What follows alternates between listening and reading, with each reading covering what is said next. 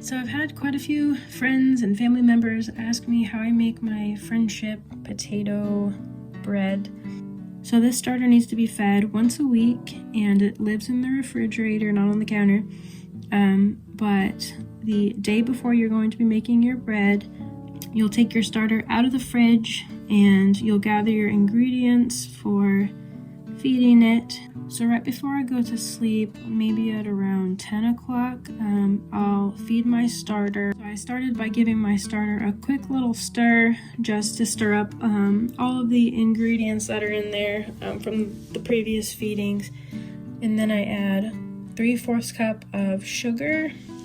I've always used raw white sugar, but also I have used brown sugar, and my starter was perfectly fine. And then I added 3 tablespoons of the potato flakes and 1 cup of filtered water. And then I stirred it up really good, and then I replaced the little fabric cloth that I have on top. This starter does need to be able to breathe, so you can't just use the normal mason jar lid and screw top. And then I just set it on the counter overnight, and it does need to sit on the counter for 8 to 12 hours before making your bread. And in the morning, you'll see that your starter is alive and well if it's what I call dancing, where there's different bubbles floating around. Some of these clips were taken 1 year apart, so sometimes I'm pregnant, sometimes I have a little baby with me, so you'll have to pardon that. But the next morning, I'll gather all of my materials, and I'll talk about that in a minute, and I'll grab my starter, give it another quick stir, and then I'll add 1 cup of starter to my bowl, and then to that I add 1.5 cups of filtered water, 1.5 teaspoons of Himalayan salt, and you can use sea salt too, that's fine, 1/2 cup of avocado oil, and some people use canola oil. I'm just not a big fan of that, but I've also used olive oil if I ran out, and 1/4 cup of sugar, and it's the same sugar that I used for feeding the starter.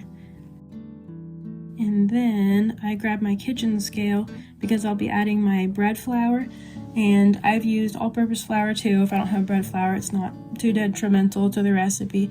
The bread flour just has a higher protein content, so it really helps the bread, I guess, become more dense versus like a cake or something that you might be using all-purpose flour for, but the bread will turn out just fine if that's all you have.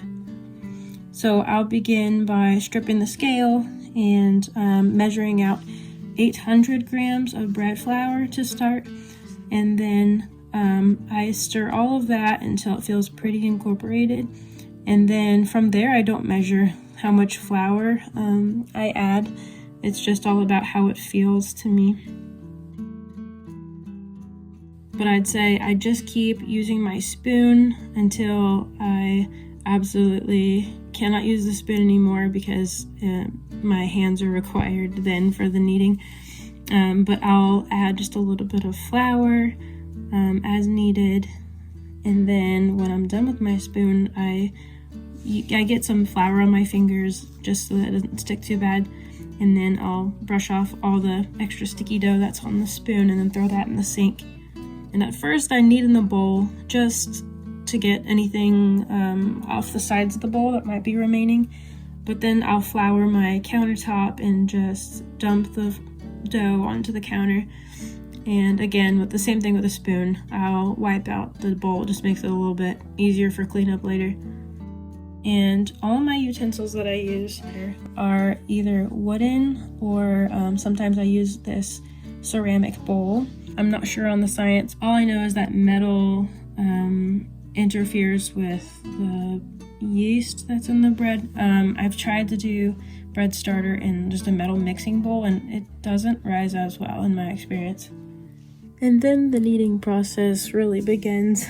So you'll see the dough changing. I will spare you like the probably 10-ish minutes that it took to actually knead this.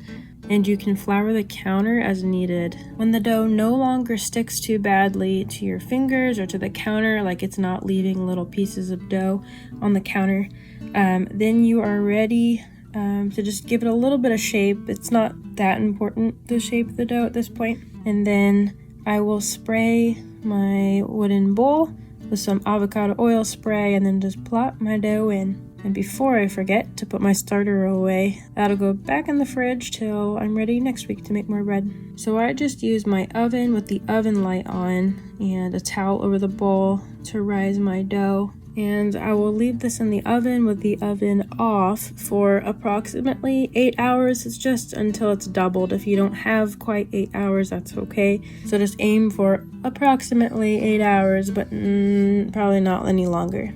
And you'll see me flour my hands because the dough will be much more sticky than it was when you first put it in, because it's nice and bubbly. And make sure that your counter is also floured, or this will be a big sticky mess. I just knead this a few times in the bowl, and then I'll dump it onto the counter and knead it a few more times sometimes. I have not always had a dough cutter, but I have had a dough cutter for maybe a year now, maybe a little bit longer, and it is very, very helpful. I used to just use a paring knife, so if you don't have that, like just a little knife would work too. But I like to portion out my dough into 3 parts, and this normally comes out to be 1 pound and 3 ounces. It's okay if you're a little under, a little over. Just try to make all of your dough pretty uniform in size if you plan on making the same thing, like 3 loaves of bread. So once I have my portions measured out properly, I will flour the counter just a little bit more, and then I will shape my dough. So the first thing you'll see me making is just a round loaf of bread. So I just made it into a round circle, kind of tucking the dough underneath itself and kind of rolling it. And then I place it in the pan that has been sprayed with more avocado oil. And then for this one, I will show you how I make my rolls.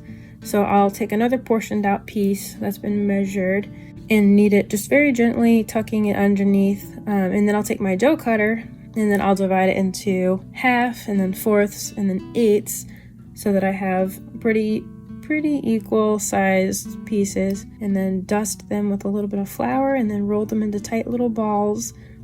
And I have this little square dish that I use for my rolls.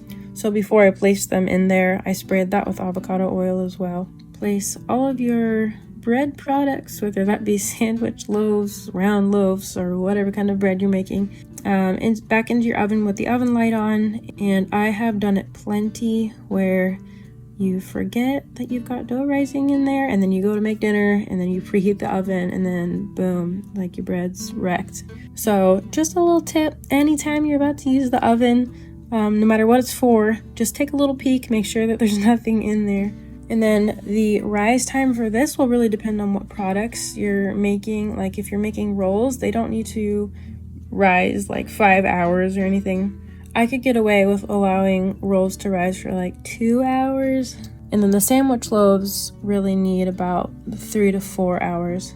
Once everything is done rising, I cook 3 at a time. So I'll preheat the oven to 350. And this time for the egg wash that I like to do on the top, and I think it really just completes the bread. Like I really don't skip this step, because without it, the bread just doesn't taste as nice to me. Like the texture is different on the top. It's a lot drier on the top. But this time I only had egg whites because I had made some mayonnaise, and that just called for the egg yolks. So I just grabbed that out of my fridge, my egg whites, whisked them up just a little bit, and then I took my little painting brush and brushed the top.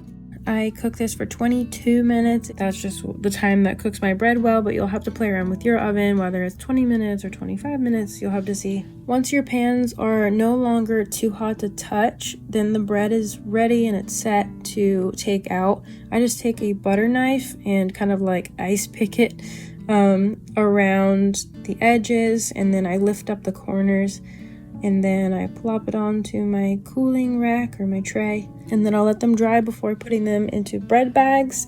And I'll put one in the pantry if we're out of bread, and then I'll put all the rest in the freezer, and they freeze really well. And then anytime I need bread, I'll just take a loaf, put it in the pantry at like breakfast time, and by lunchtime it's already thawed out. I hope this was really helpful as a good visual, and let me know if you need any help.